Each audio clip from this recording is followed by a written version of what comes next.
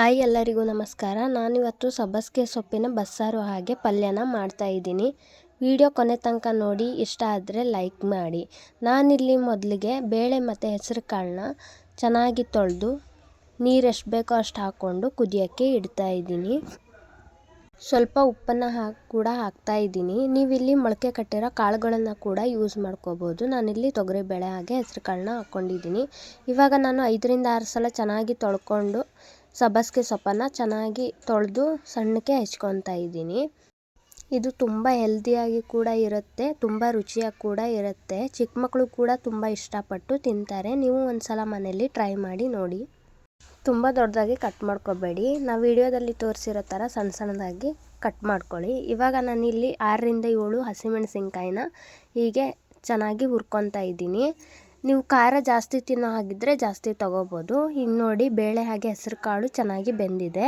ನಾನು ಇದಕ್ಕೇ ಇವಾಗ ಸೊಪ್ಪು ಕಟ್ ಮಾಡ್ಕೊಂಡು ಇಟ್ಕೊಂಡಿದ್ನಲ್ವ, ಅದನ್ನ ಹಾಕ್ಕೊತಾ ಇದ್ದೀನಿ. ಇದನ್ನ ಹಾಕ್ಕೊಂಬಿಟ್ಟು ಒಂದು 10-15 ನಿಮಿಷ ಚೆನ್ನಾಗಿ ನಾವು ಸೊಪ್ಪನ್ನ ಕೂಡ ಬೇಯಿಸ್ಕೋಬೇಕಾಗತ್ತೆ. ಇವಾಗ ಹಾಕಿದ ತಕ್ಷಣವೇ ನಾವು ಚೆನ್ನಾಗಿ ಮಿಕ್ಸ್ ಮಾಡ್ಕೋಬೇಕು, ಇಲ್ಲಾಂದರೆ ಬೇಳೆ ಸಪ್ರೇಟ್ ಆಗಿಬಿಡುತ್ತೆ, ಸೊಪ್ಪು ಸಪ್ರೇಟ್ ಆಗಿಬಿಡುತ್ತೆ, ಆವಾಗ ಚೆನ್ನಾಗಿ ಬರಲ್ಲ. ನಾವು ಹೀಗೆ ಮಿಕ್ಸ್ ಮಾಡೋದ್ರಿಂದ ಬೇಳೆ ಹಾಗೆ ಸೊಪ್ಪು ಚೆನ್ನಾಗಿ ಮಿಕ್ಸ್ ಆಗಿ ಚೆನ್ನಾಗಿ ಬರುತ್ತೆ. ಮಿಕ್ಸ್ ಮಾಡ್ಕೊಂಡಿದ್ದಾದ್ಮೇಲೆ ನಾನು ಹಾಗೆ ಇಲ್ಲಿ ಕುದಿಯೋಕ್ಕೆ ಬಿಡ್ತಾಯಿದ್ದೀನಿ. ಇವಾಗ ನಾನಿಲ್ಲಿ ಸಾರಿಗೆ ರೆಡಿ ಮಾಡ್ಕೊಂಡಿದ್ದೀನಿ. ಕೊಬ್ಬರಿ, ಬೆಳ್ಳುಳ್ಳಿ, ಜೀರಿಗೆ, ಕಾಳು ಮೆಣಸು, ಹಾಗೆ ನಾವು ಬೇಯಿಸಿಟ್ಕೊಂಡಿದ್ವಲ್ಲ ಸೊಪ್ಪು ಹಾಗೆ ಬೇಳೆ, ಅದನ್ನ ಸ್ವಲ್ಪ ರುಬ್ಬಕ್ಕೆ ಹಾಕಬೇಕು, ಆವಾಗ ರುಚಿ ಚೆನ್ನಾಗಿ ಬರುತ್ತೆ. ಹಾಗೆ ಮೆಣಸಿನ್ಕಾಯಿ ಹುರಿದಿಟ್ಕೊಂಡಿರೋದು, ಸ್ವಲ್ಪ ಕೊತ್ತಂಬರಿ ಸೊಪ್ಪನ್ನ, ಹಾಗೆ ಒಂದು ಸ್ವಲ್ಪ ಹುಣಸೆಹಣ್ಣಿನ ರಸ. ಇವಾಗ ನಾವಿಲ್ಲಿ ಬೇಳೆ ಹಾಗೆ ಸೊಪ್ಪು ಬೆಂದಿರೋದನ್ನ ಸೋಸ್ಕೊಳ್ಳೋಣ. ಇದ್ರ ಹೆಸರು ಸಪ್ರೇಟು ಹಾಗೆ ಸೊಪ್ಪನ್ನ ಸಪ್ರೇಟಾಗಿ ಮಾಡ್ಕೊತಾ ಇದ್ದೀನಿ. ನಾನಿಲ್ಲಿ ಒಂದು ತಟ್ಟೆಗೆ ಬೇಯಿಸಿಟ್ಕೊಂಡಿರೋ ಸೊಪ್ಪು ಹಾಗೆ ಬೇಳೆನ ಹಾಕಿ ಆರೋದಕ್ಕೆ ಬಿಡ್ತಾಯಿದ್ದೀನಿ. ಬಿಸಿ ಬಿಸಿ ಇದ್ದರೆ ಕೈಯಲ್ಲಿ ಮುಟ್ಟೋಕ್ಕಾಗಲ್ಲ ಒಗ್ಗರಣೆ ಹಾಕೋಕ್ಕೆ, ಅದಕ್ಕೆ ನಾನೀಗೆ ಎಲ್ಲ ಕಡೆ ಚೆನ್ನಾಗಿ ಸವರ್ಬಿಟ್ಟು ಇಡ್ತಾಯಿದ್ದೀನಿ. ಇವಾಗ ನಾವು ಹೆಸರನ್ನು ಎತ್ತಿಟ್ಕೊಂಡಿದ್ವಲ್ಲ ಸಾರು ಮಾಡೋದಕ್ಕೆ ಅಂತ, ಅದಕ್ಕೆ ನಾವು ರುಬ್ಬಿರೋ ಮಸಾಲೆನೆಲ್ಲ ಹಾಕಿ ಮಿಕ್ಸ್ ಮಾಡ್ತಾಯಿದ್ದೀನಿ. ಮಿಕ್ಸ್ ಮಾಡ್ಕೊಂಡಿದ್ದಾದಮೇಲೆ ಉಪ್ಪು ಖಾರನ ಕರೆಕ್ಟಾಗಿ ಚೆಕ್ ಮಾಡ್ಕೋಬೇಕು ನಾವಿಲ್ಲಿ. ಉಪ್ಪು ಖಾರ ಅಕಸ್ಮಾತ್ ಏನಾದರೂ ಕಮ್ಮಿ ಆಗಿದ್ದರೆ, ಉಪ್ಪು ಸ್ವಲ್ಪ ಕಮ್ಮಿ ಆಗಿತ್ತು, ನಾನು ಹಾಕಿದ್ದೀನಿ. ಆಮೇಲೆ ಈಗ ಒಂದು 5 ನಿಮಿಷ ಕುದಿಸಿಟ್ಕೊತೀನಿ.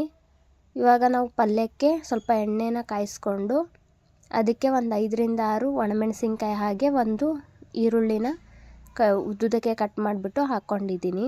ಇದನ್ನ ಚೆನ್ನಾಗಿ ಮಿಕ್ಸ್ ಮಾಡಿಕೊಂಡು ನಾವು ಒಂದು 2-3 ನಿಮಿಷ ಚೆನ್ನಾಗಿ ಫ್ರೈ ಮಾಡ್ಕೋಬೇಕಾಗತ್ತೆ.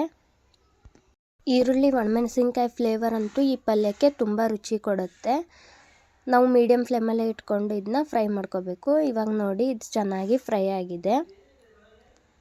ಇವಾಗ ನಾನು ಇದಕ್ಕೆ ಸೊಪ್ಪನ್ನು ಚೆನ್ನಾಗಿ ಹಿಂಡಿಬಿಟ್ಟು ರಸ ತೆಗೆದು ನಾನು ಸೊಪ್ಪು ಬೇಳೆನ ಇದಕ್ಕೆ ಹಾಕ್ಕೋತಾ ಇದ್ದೀನಿ. ಹಾಕ್ಕೊಂಡಿದ್ದಾದ್ಮೇಲೆ ನಾವು ಇಲ್ಲಿ ಚೆನ್ನಾಗಿ 1 ನಿಮಿಷ ಫ್ರೈ ಮಾಡಿದ್ರೆ ಸಾಕು, ಚೆನ್ನಾಗಿ ಫ್ರೈ ಆಗಿಬಿಡುತ್ತೆ. 1-2 ನಿಮಿಷ ಫ್ರೈ ಮಾಡ್ಕೊಳ್ಳಿ ಮೀಡಿಯಮ್ ಫ್ಲೇಮಲ್ಲೇ. ತುಂಬ ರುಚಿಯಾಗಿ ಬಂದಿತ್ತು. ನೀವು ಟ್ರೈ ಮಾಡಿ ನೋಡಿ, ಮುದ್ದೆಗೆ ಅನ್ನಕ್ಕೆ ಎಲ್ಲ ಚೆನ್ನಾಗಿರುತ್ತೆ. ವಿಡಿಯೋ ಇಷ್ಟ ಆದರೆ ಲೈಕ್ ಮಾಡಿ, ಕಮೆಂಟ್ ಮಾಡಿ, ಹಾಗೆ ನಮ್ಮ ಚಾನಲ್ನ ಸಬ್ಸ್ಕ್ರೈಬ್ ಮಾಡಿ. Thank you.